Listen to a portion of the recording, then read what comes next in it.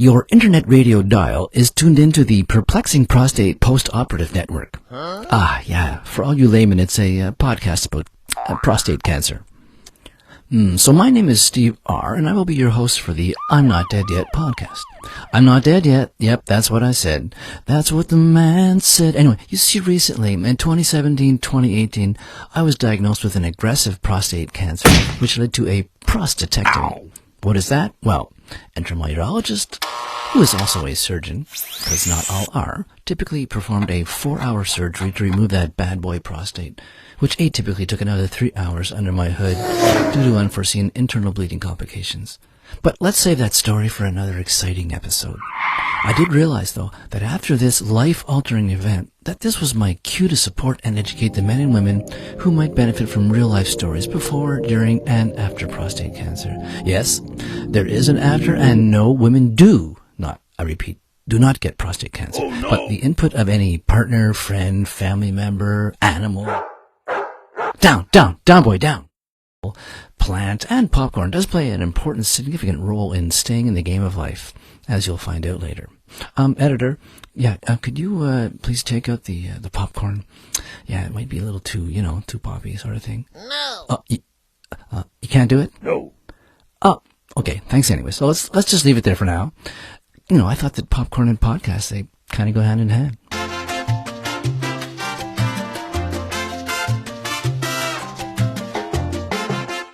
Oh, yeah, I just thought I'd slip in a short, happy break trying to unravel any tension you may be experiencing. Now, back to the podcast. So today we'll be meeting Joe. He is a prostate cancer survivor who beat the odds harnessing an already metastasized cancer that had spread to his bones.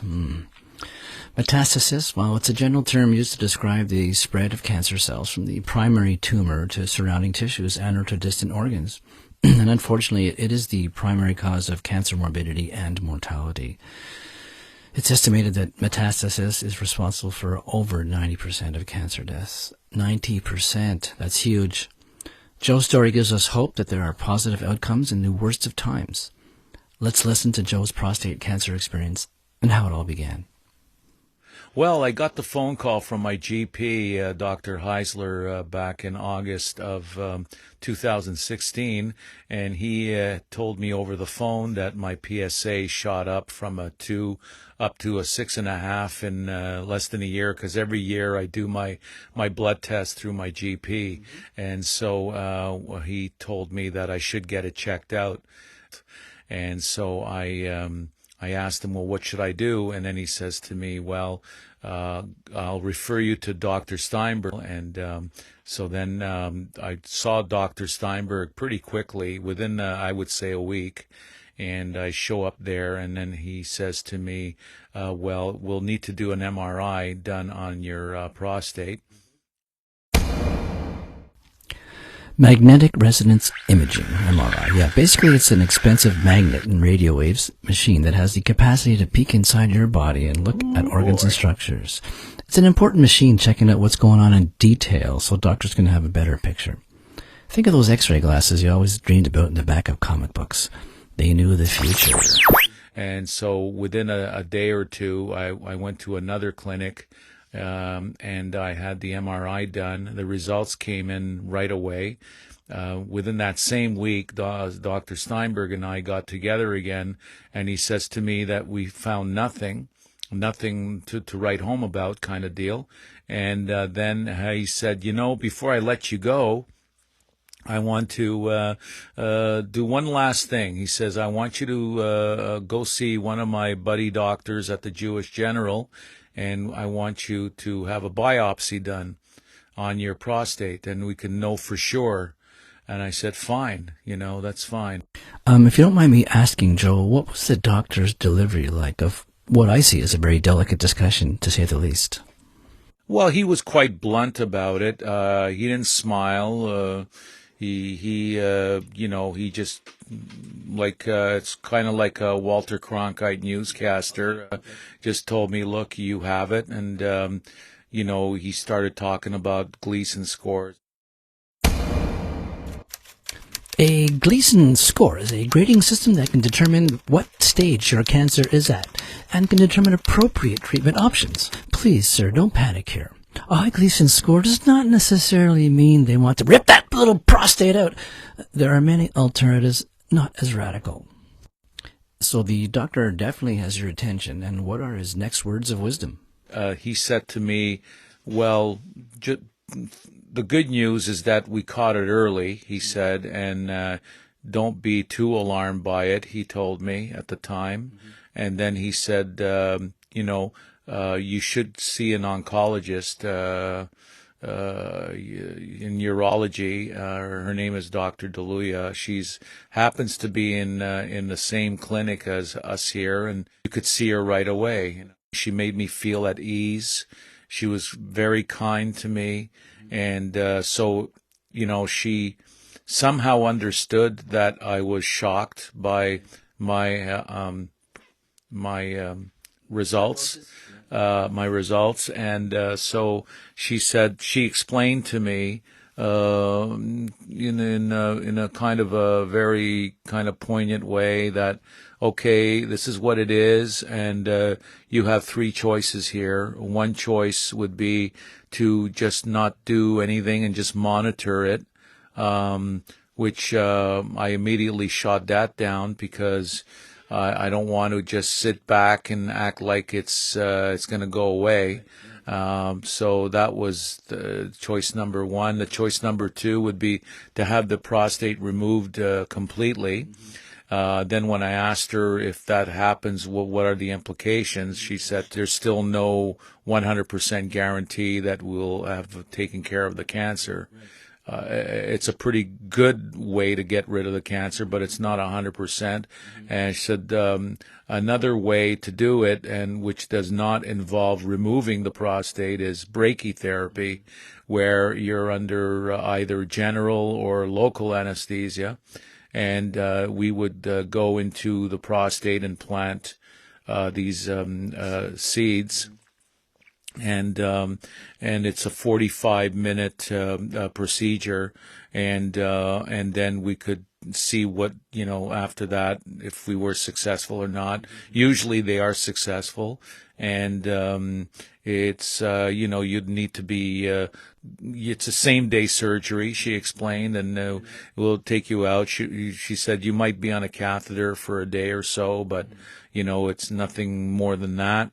And so then about, I would say, 2 to 3 weeks go by, and then I end up in the hospital, and then I had another blood test done, and the blood test that came, the results of that blood test that came just before my brachytherapy surgery actually showed a very aggressive cancer, which brought the PSA level from a 6.5 up to an 11.8. Wow, that sounds like quite the PSA jump, Joe. Does that mean a change in protocol now? Well, we're going to modify our procedures. And I said, in what way? She says, well, first of all, you're not going to go local anesthesia. It's going to be general anesthesia. The procedure will take actually about an hour or more. And you will go home after today. You will have the catheter on, and we will have to follow up with radiotherapy. Radiation therapy is a type of cancer treatment that uses X-rays or beams of intense energy to kill malignant cells. Techniques over the years have greatly improved and are more accurate than they once were. Side effects vary from person to person, but common complaints from this therapy are nausea and tiredness. But thankfully, this goes away after treatment. Okay, Joe, so you had the brachy surgery, and how did everything go in the end? It wasn't a smooth thing, I was led to believe that it would be, it's just an operation and you'll be fine within a week or so, but it was not that at all. It was there were complications, and during all this time, I got really depressed, and I didn't think I was even going to make it.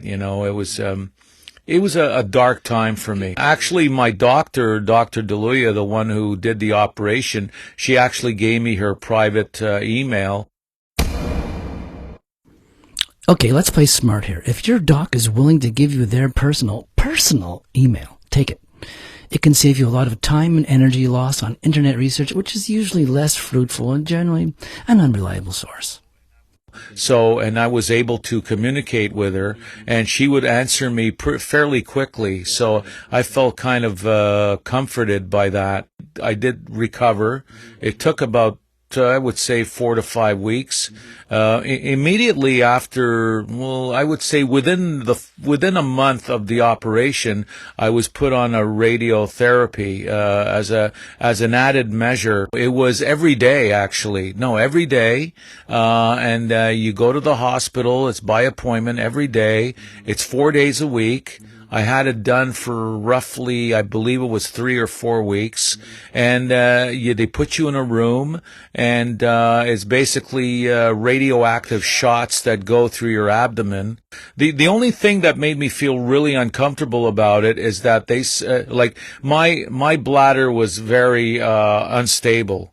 Since the operation, meaning that, and I had the bag on too while I was doing this radiotherapy.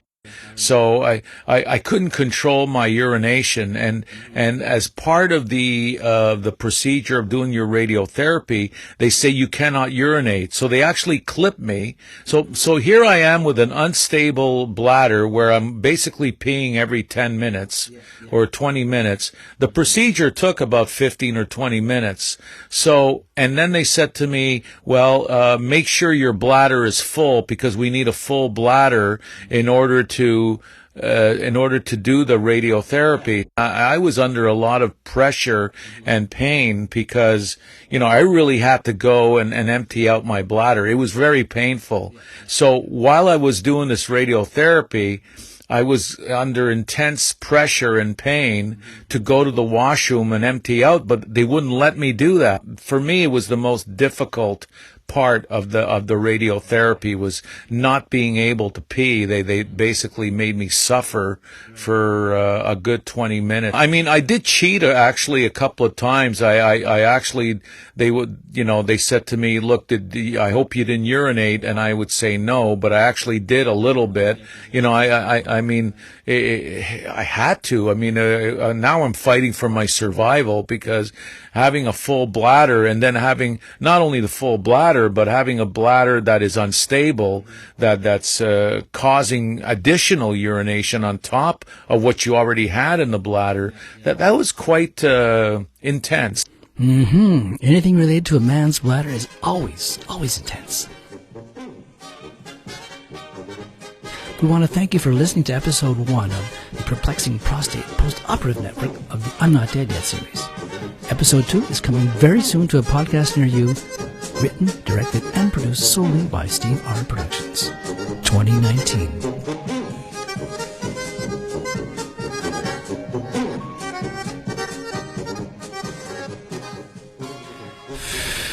Well, that's a take. That's a take. It's a take. Yeah, I think that's it, guys. Yeah, we can close up shop now. It's time to go. It's late. Hey, come on. It's late. Let's go home. Let's go have a beer.